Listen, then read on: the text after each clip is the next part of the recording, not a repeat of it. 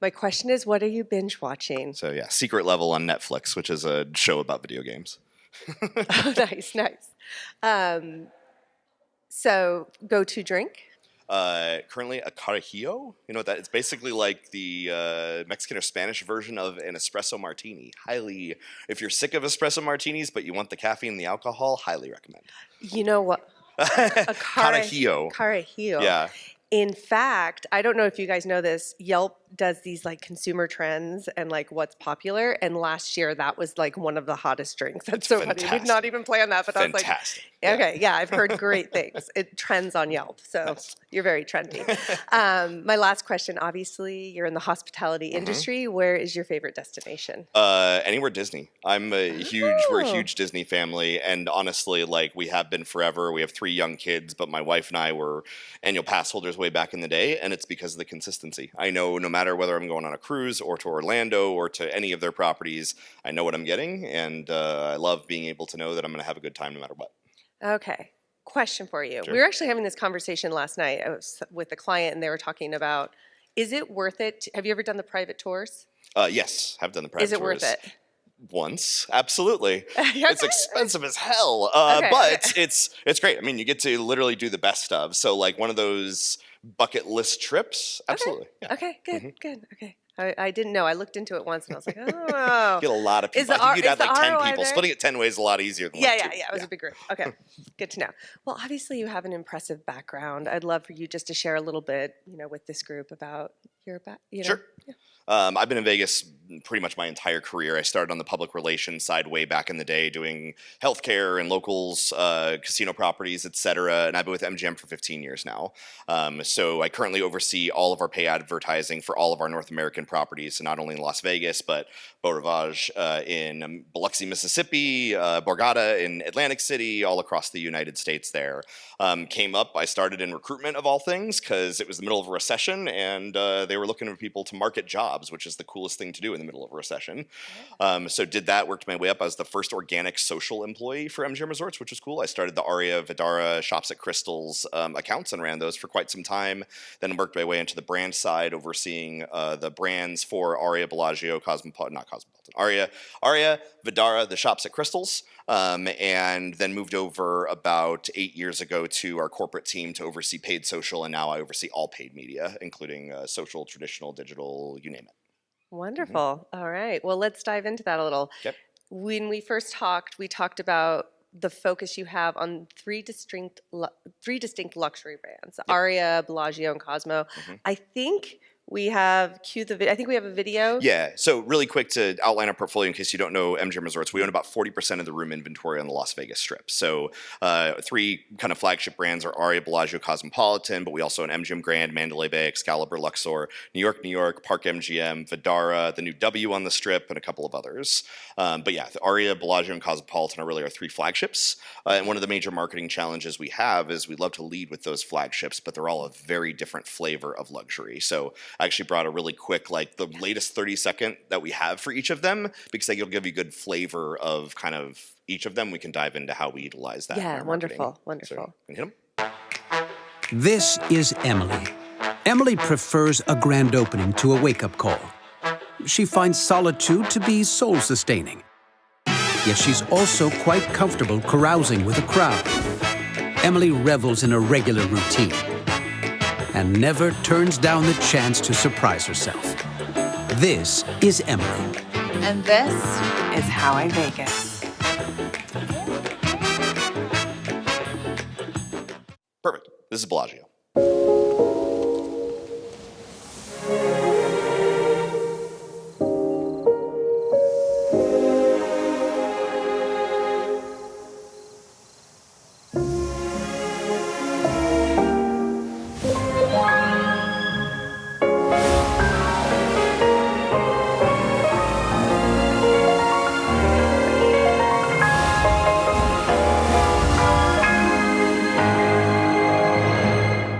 Right? We want a lion for that one. We like that.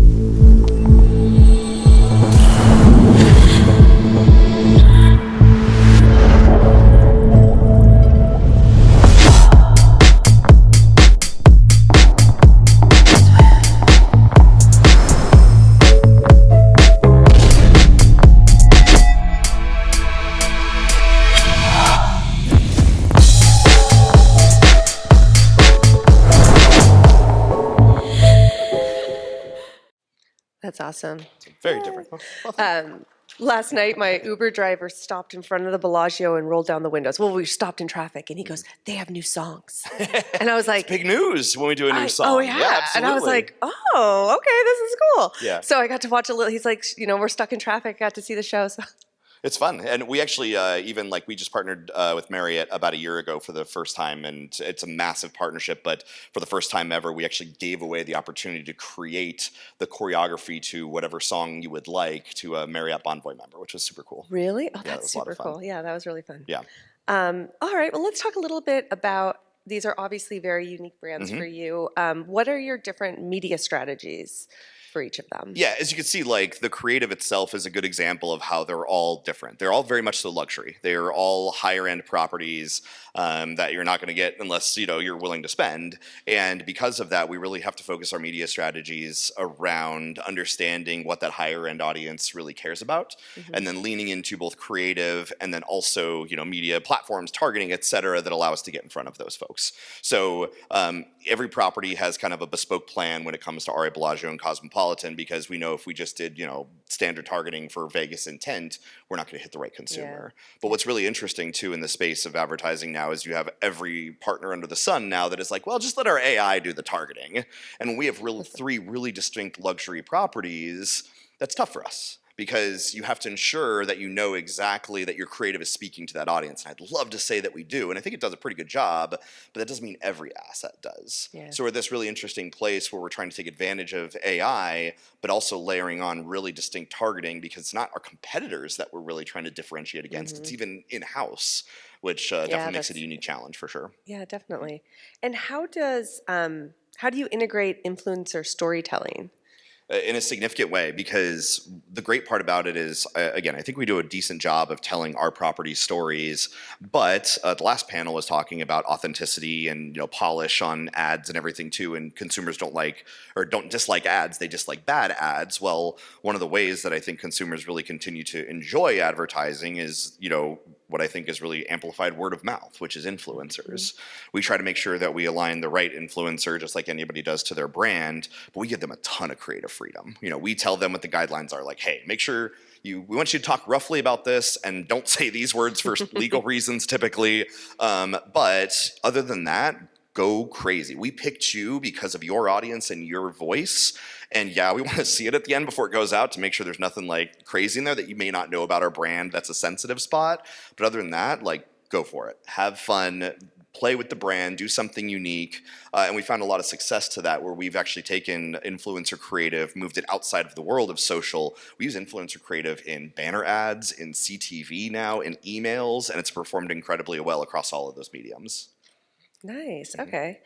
Now, that kind of leads me to innovation. I know you've had lots of hats and lots of roles over the years. In fact, you were in charge of innovation for a while, and we're surrounded by it here at CES. How is MGM innovating with the different media while still preserving these core values for these very distinct brands? I think it's easy to say, hey, you should innovate. We took the step of building it into our structure on the media team. So I mentioned oversee Vegas and regional, and we have separate teams internally. We do all of our buying and planning in-house. So we have a separate Vegas team and a regional team, and then we have one small team that sits between the two that we call growth. And their entire job is media R&D, testing and learning. They have dedicated budget. They have dedicated measurement tools that we can do on a smaller size campaign that maybe we can't do on a 12-month macro performance campaign. And their entire directive is find incrementality, find the cool new things that we should be leveraging into, and then teach the other two bigger teams about them. So it's like the speedboat and the cruise ship. They're going to chart the path, the murky waters, and what's good and what's bad, and where should we be leaning into it. And then we're able to say, okay, here's the best of the best. Vegas team, start implementing some of these tactics, or try this partner, or scale this partner, or hey, maybe adjust your creative strategy this way as well. And we've had this team in place for 3 years. We've found literally millions of dollars of incremental revenue that we've been able to then push those tactics over to, enhance our standard efforts. And I think it's been one of the best things that we've ever done, is not just say that we push innovation, but build it physically into our structure so there's no denying it. Yeah, and that's interesting. Yeah, that's very interesting. You're using it. You're seeing the incrementality. And something interesting you told me earlier is that you sell out 94% of your inventory, which is really high. Yeah, so when it comes to Vegas, everybody thinks like, look, each of these properties has somewhere between 1 and 4,000 rooms that we turn every 2.5 days on average. It's a lot of inventory when you're thinking about 20 plus properties on the strip. So anytime I talk to a partner, they're like, cool, so you want cheapest cost per acquisition, right? I was like, that's literally the opposite. Last year, MGM Resorts ran 94% blended occupancy across the year. So volume is not our issue. We're never gonna get that other 6%. Like there's always gonna be days that fall flat. So how do we drive margin? It's actually by bringing in a higher quality customer and displacing lower end.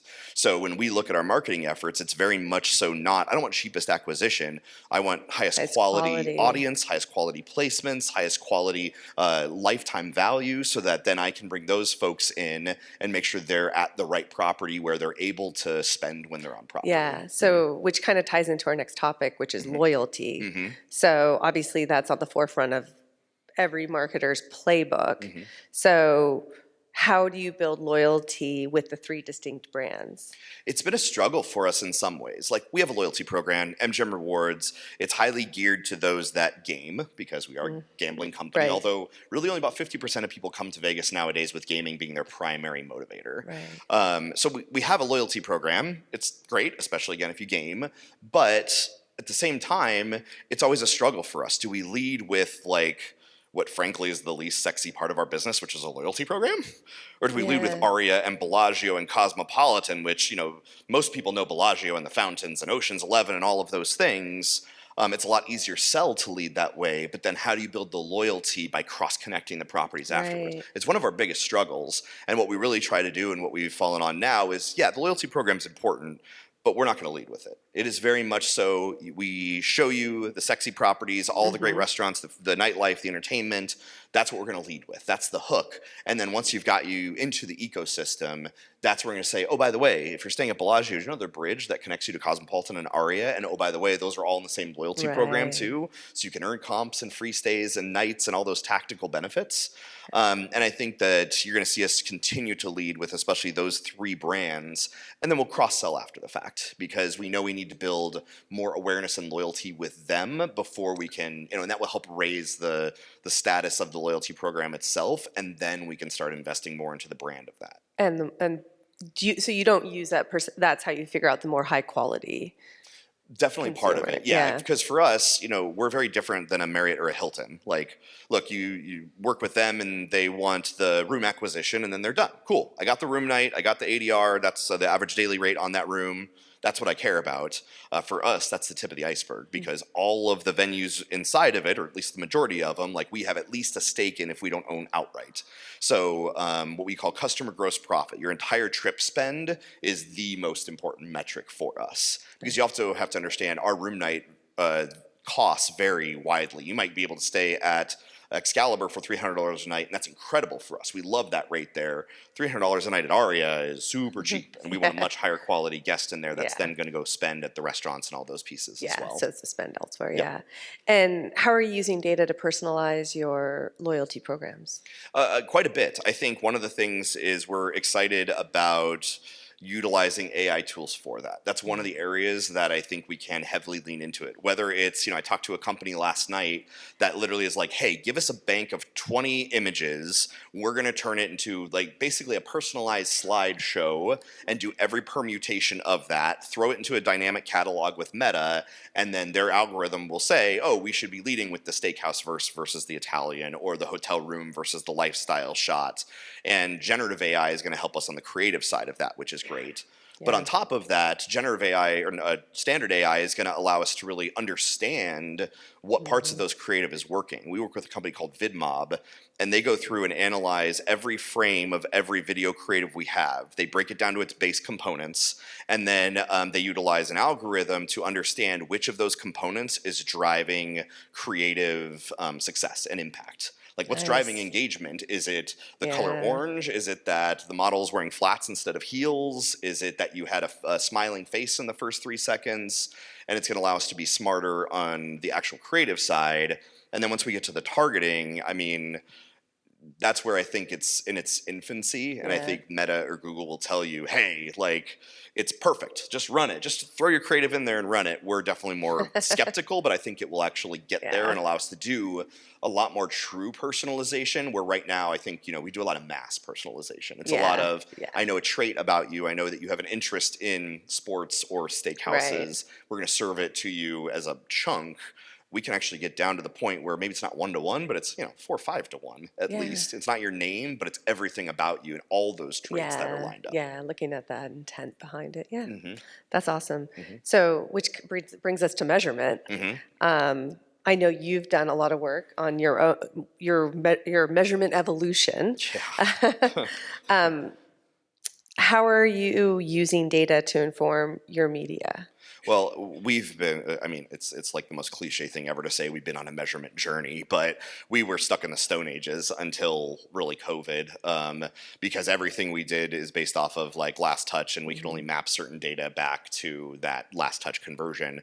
Finally, literally next Friday, we're kicking off MMM implementation internally, which is fantastic, but we're also trying to keep a really clear head and understand that like MMM is not the end all be all. We really are trying to take a triangulated approach of like our modeled last touch data and like what's actually driving the conversion, MMM to understand the full journey of what got people there, and then both internal and partner lift studies, whether it's brand or conversion or traffic or attention, I think is kind of the new flashy KPI everybody throws out, to understand, okay, within the channels, what's working best. And I think the best way that we can plan our dollars is going to be to triangulate those three. And it's a little art and a little science, which I'm sure scares the hell out of our like finance people, because we're going to have to take some educated guesses there. But that to me is when you actually get to understanding what within your marketing, and not just paid media, but organic, social, email, offers, seasonality, all of that, you really should be taking into consideration when figuring out what campaigns you're running and when it's going to have the most impact on your customers. And you are using all those different pieces to figure out, I guess, tell us a little bit how you're optimizing using creative with that data. Yeah, I mean, optimization is the key, right? We never consider a campaign. It's like Disney, their products are never done. That's their whole philosophy. Our campaigns are never done. As soon as they launch, we give it a good window to ramp up and to optimize and understand what's going on, and then we change it. We understand what's going on and we make strategic adjustments and say, did it work or not? And that could be creative, that could be audiences, that could be ad products. We might completely kill the campaign and spit up something different because of something that we're seeing within the data. We have to be nimble. We have to be humble that, hey, if we can hit like a 60% success rate on our media campaigns of they're really achieving our objectives, I'm great with that. But we just means we have to fail fast. We've got to make sure that when we launch those other 40%, we identify quickly it's not hitting the mark for one reason or another. It's not the KPI, it's not the audience, the creative's not doing as well. How do we move on quickly and then get more of the successful pieces out there? And then it's also things like VidMob and going in and understanding the performance of the creative so that we go in and, okay, next time we do a brief, we know exactly pool season 2024, this is what worked. Pool season 2025, great. Let's build as many of those elements in there as possible. It doesn't have to be perfect, but just make it better than the last one was. Better than the last. Wonderful. Well, we're on to our last question, then we can open it up to all of you. But what are you most excited about for MGM and the hospitality industry in this upcoming year?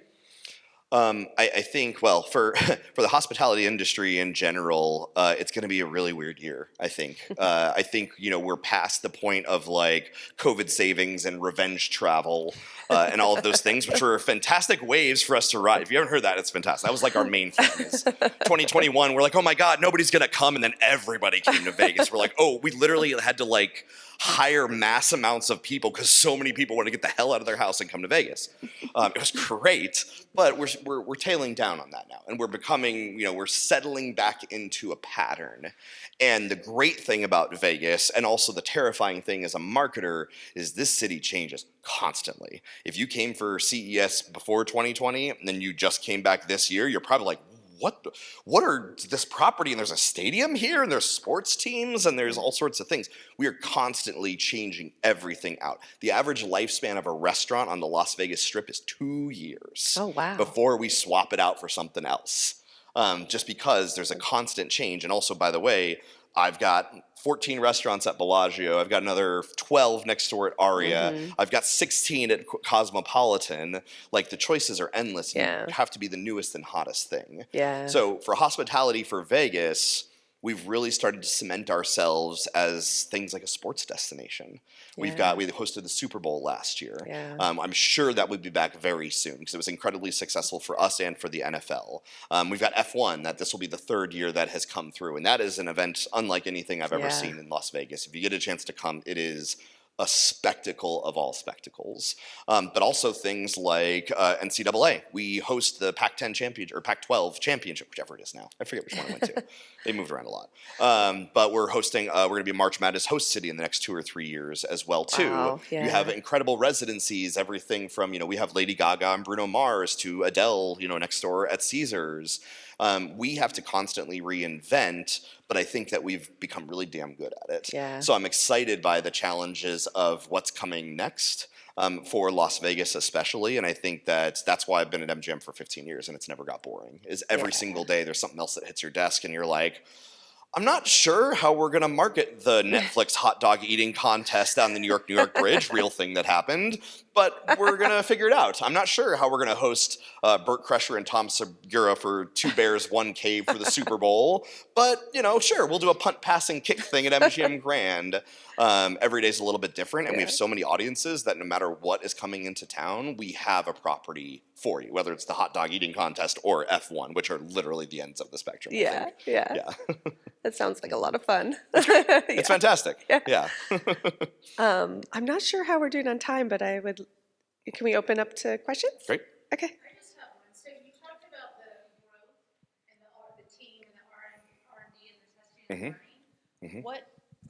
Hey, Julie Saxon X. You talked about the growth team and the R&D and testing and learning and using that kind of as an incubator that spreads across the other 2 bigger teams.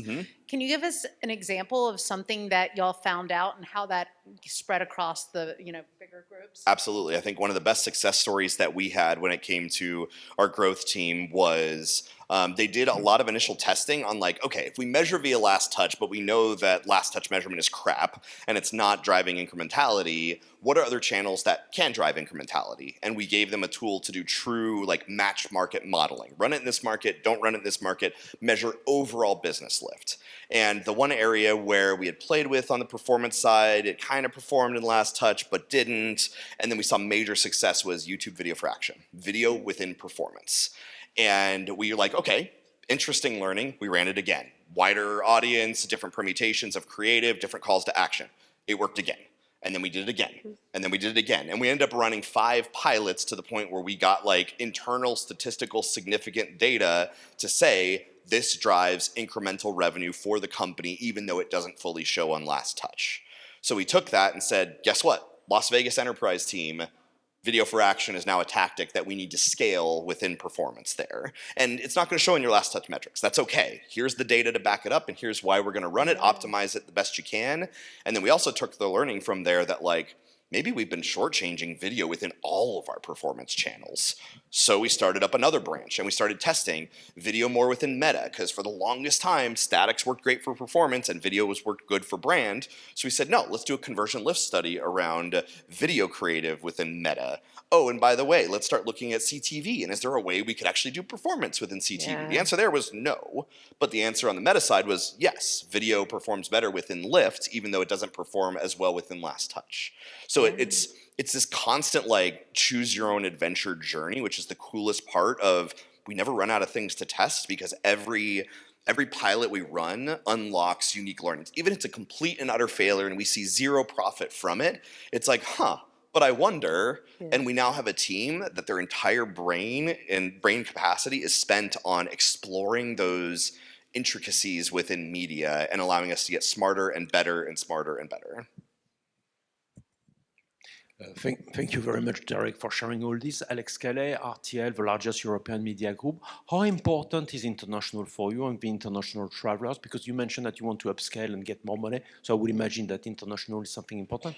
And how do you speak to these clients? It's a great question. This is a fun answer. About 20% of our business is international, and certain properties skew heavier than others, Bellagio being our most international audience overall. But this is one of those things that's a reality as a marketer. Our websites are not GDPR compliant, so I can't do a damn thing in most international countries, which is just the worst. And it's one of those things where you're constantly like banging your hand against the glass for them to fix it. So we have to get really creative. There are pieces that obviously there are countries we can advertise in, whether it's Canada, Mexico, etc. And we have to be really careful with our dollars because they're not endless. We're a casino, but we don't print money, although I think every one of our vendors thinks that we do.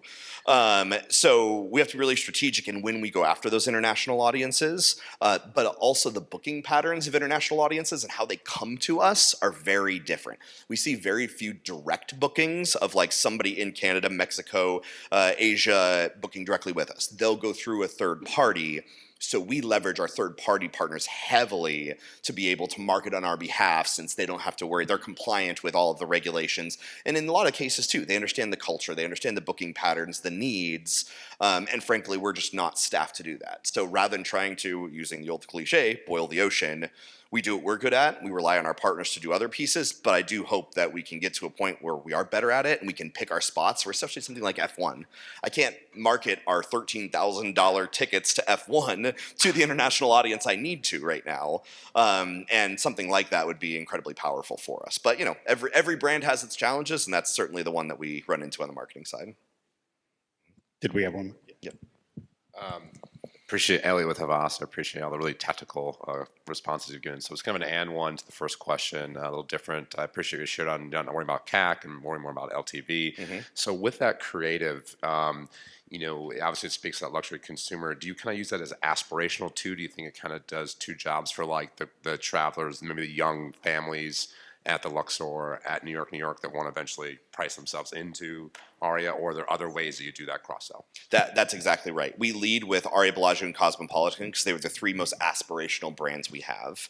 And because they're three flavors of luxury, there's something there for everyone. Whether you're a more traditional luxury lover and want the marble and the gold-plated everything, similar to like what we have here at Wynn, that's Bellagio, or you want the opposite, which is energy and a crowd and see and be seen, and that's Cosmopolitan. And then Aria is literally right in between. Our website and frankly just our portfolio is very good at cross-selling itself. To give you a good idea and metrics around that, when we run a performance ad, let's say you see a Bellagio ad and you click on it, only about 50% of the conversions on the Bellagio ad are for Bellagio. It flows out to the rest of our portfolio. And we're lucky enough to have a strong enough portfolio that we can do that. For Wynn, who is obviously one of our direct competitors, it's a challenge for them. They don't have that release valve where, hey, they always have to serve the right customer at the exact right time to generate bookings for the 1/2 properties, depending on how you measure it, for them. We are able to open up our targeting to allow AI to do more things because we know, okay, maybe you don't hit the ideal audience for Aria, but maybe they fall to Park or to New York, or to Mandalay, or to MGM Grand as well. So we've built our entire strategy around the strength of our portfolio and knowing that if we lead with the strongest, most recognizable brands, you're likely to settle in the right spot for you. Questions?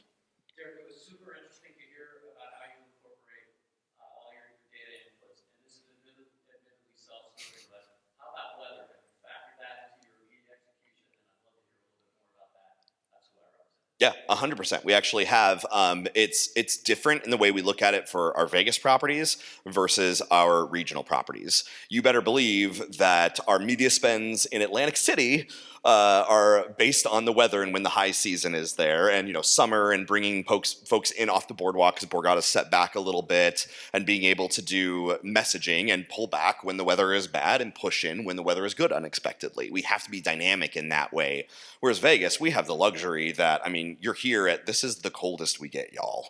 It's really not that bad and it's windy, but this is as cold as it gets in Vegas 95% of the time. We can utilize weather as a trigger I mean, the second it's sunny here, we typically open our pools fully at like the end of March.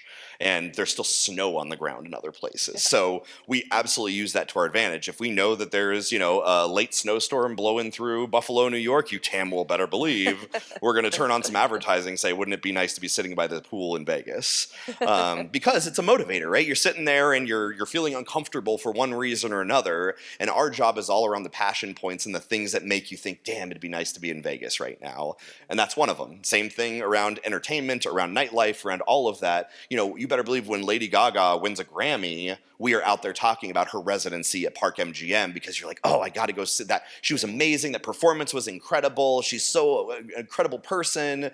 I want to go see her show. We're going to be right there with an ad because that's what we have to do as marketers is really figure out which of those cultural tides align with your brand and then ride them. That's when you're going to see the most bang for your buck. It doesn't always work out, but just like a surfer, you have to take a chance sometimes on a wave that you think is going to be incredible that fizzles out at the end of the day.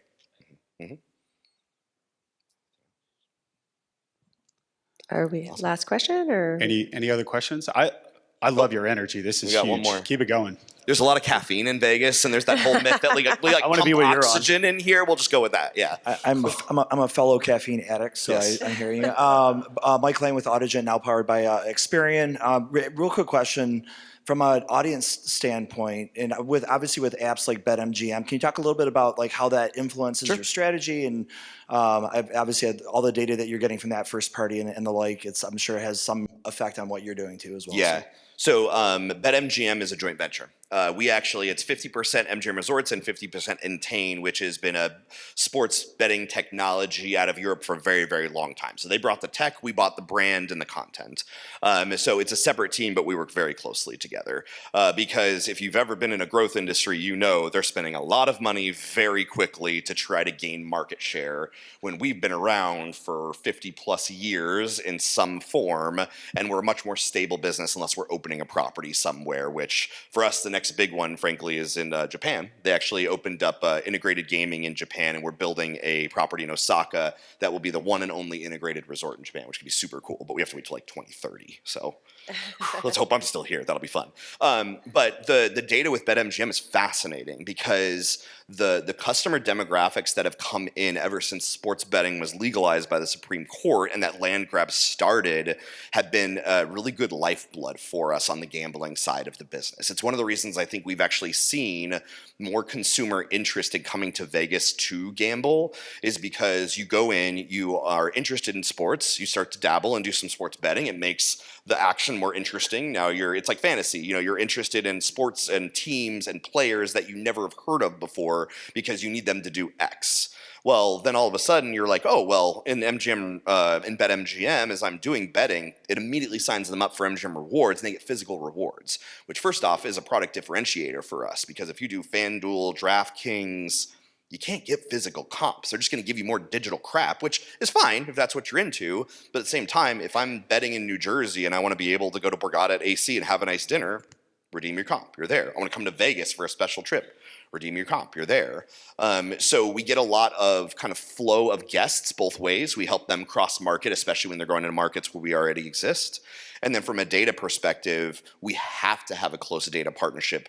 One, because it's the right thing to do from a marketing standpoint and cross-selling and cross-marketing those customers. But two, they're spending so much damn money against people who have similar interests. If we don't find the right swim lanes, we're going to bid each other up. And that's not what we want to do at all. So we're very thoughtful on, you're going into this market with a heavy up on BetMGM. You're, let's say, launching California as a sports betting market. That's a bad example because we'll never pull back on California. It's our most important market. But like, okay, maybe we'll pull back from the fringe areas to be able to allow them the space to breathe. And we know that, hey, they've got our three letters, MGM, in their name. That builds brand equity, even if it's a sports betting app versus a hotel that we're pushing. So it's got to be a push and pull of utilize their data as much as possible and give them ours, but then also make sure we're not stepping on each other's toes. Yeah. That was amazing. I love both of your passions for what you do. So great job. Guys, we're almost there. Let's give them a round of applause here.